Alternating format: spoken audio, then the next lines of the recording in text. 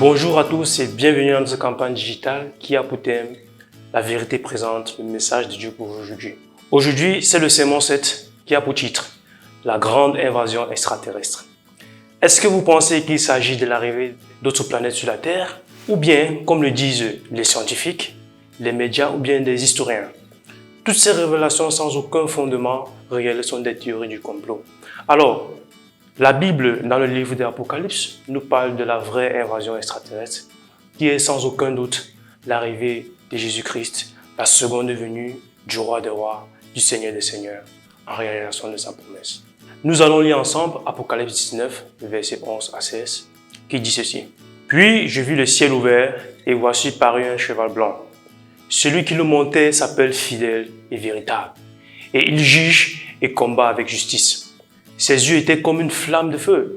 Sur sa tête étaient plusieurs diadèmes. Il avait un nom écrit que personne ne connaît, si ce n'est lui-même, et il était revêtu d'un vêtement teint de sang. Son nom est la parole de Dieu. Les armées qui sont dans le ciel suivaient sur des chevaux blancs, revêtus d'un fin lin blanc pur. De sa bouche sortait une épée aiguë pour frapper les nations. Il les pètera avec une verge de fer. Il les foulera la cuve du vin de l'ardente colère de Dieu Tout-Puissant. Il avait sur son vêtement et sur sa cuisse un nom écrit « Roi des rois, Seigneur des seigneurs ». N'est-ce pas génial? Vous savez, dans les temps anciens, les grands généraux qui régnaient sur le monde avaient l'habitude de rentrer après de grandes batailles de conquête chevauchant devant leur armée. Alors ces scènes étaient magnifiques et ils avaient des vêtements très élégants et ils portaient des couronnes symbolisant leur victoire. Sur leurs épaules étaient suspendus des rubans sur lesquels était inscrit le nom et les grades militaires. Alors, Jésus est décrit par l'apôtre Jean comme étant vêtu de rouge. Ce rouge symbolisant le sang qu'il a versé sur la croix pour le pardon de nos péchés. Et il était vêtu non pas seulement d'une couronne, mais de plusieurs couronnes symbolisant ses multiples victoires. En ce qui concerne son nom et son grade, ce ne sera pas peut-être Auguste César, général maximum de Rome, ou bien Tani Loïc, général interarmée camerounaise. Non, mais ce sera Jésus-Christ, le roi des rois, le Seigneur des seigneurs. Alors, que serait-il si l'Apocalypse avait été écrit à notre époque? Comment décrirez-vous le retour de notre Seigneur Jésus-Christ? Ce que je pense, c'est qu'il n'y a pas de mots pour décrire la grandeur de ce jour où Jésus se manifestera une seconde fois. Mais la Bible nous donne et nous éclaircit sur 5 vérités sur le retour de Jésus-Christ. Primo, Jésus viendra littéralement. Dans le livre des Actes des Apôtres, chapitre 1, verset 11, 2 anges s'adressent aux disciples en disant « Hommes galiléens, pourquoi vous arrêtez-vous à regarder au ciel? Ce Jésus qui a été enlevé au ciel du milieu de vous viendra de la même manière que vous l'avez vu allant au ciel. » La seconde venue de Jésus sera une apparition littérale comme il a promis.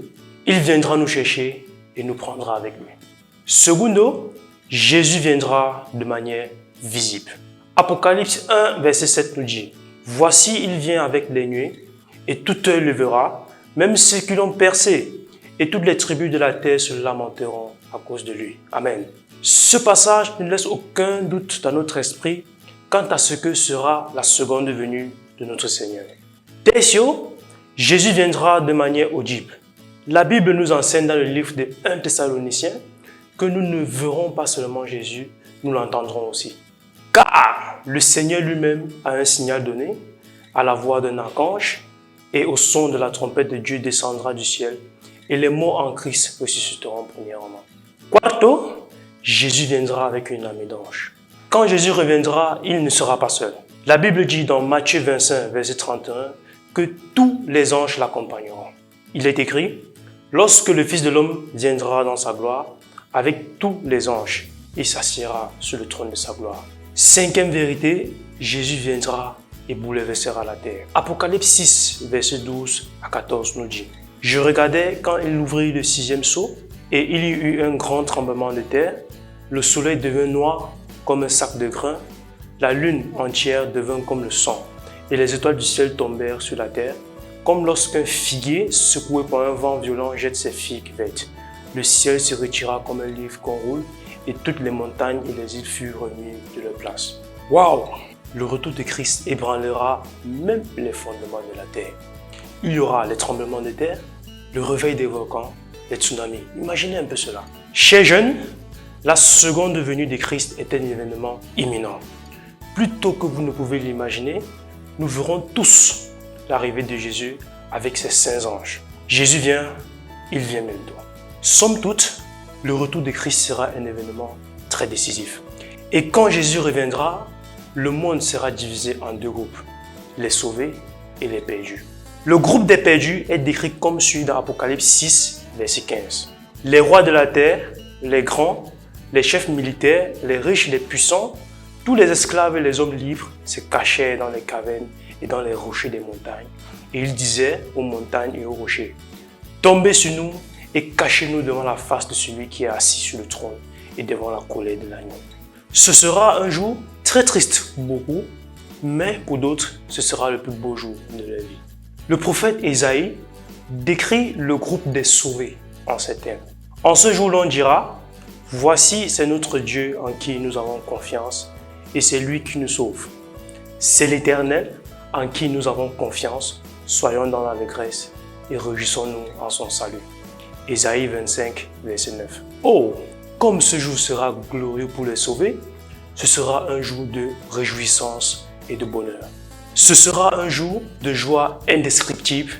Jésus vient, Jésus revient très bientôt. Je vais terminer ce message en vous racontant une petite histoire. C'était l'espoir qui remplissait le cœur du jeune Louis. Adolescent, il a entendu le message que Jésus reviendrait une seconde fois. Mais comme beaucoup, il n'a pas prêté attention. Un jour, il a été invité à une conférence des jeunes. Et par sa grande surprise, le message que le prédicateur a présenté ce soir-là portait sur la seconde venue de Jésus-Christ. Louis a écouté attentivement chaque mot du prédicateur, mais au moment de l'appel, il n'a pas pris sa décision. Il a quitté l'église sur sa moto et a été heurté de façon inattendue par un véhicule venant en sens inverse. Miraculeusement, Dieu a préservé sa vie et il a été emmené à l'hôpital presque inconscient. En chemin, lorsque les ambulanciers faisaient tout pour lui sauver la vie, Louis a adressé une prière à Dieu et lui a demandé de lui préserver la vie. Dieu merci, le miracle a été accompli. Pendant son séjour à l'hôpital, Louis a pris la ferme décision de donner sa vie à Jésus. Des mois plus tard, il a été baptisé et aujourd'hui, il croit en l'évangile et attend avec joie la seconde venue de Jésus-Christ. Chers jeunes, le but de ce message n'est pas de vous faire peur. Au contraire, l'objectif est d'apporter de l'espoir. Aujourd'hui, Dieu veut vous donner une nouvelle occasion. Aujourd'hui est le meilleur jour pour donner votre vie à Dieu et vous préparer à la véritable invasion extraterrestre, qui est la seconde venue de Jésus-Christ en gloire et en majesté. Nous sommes donc arrivés au thème de ce message. Je vous donne donc rendez-vous demain pour le sermon 8. Que Dieu vous bénisse.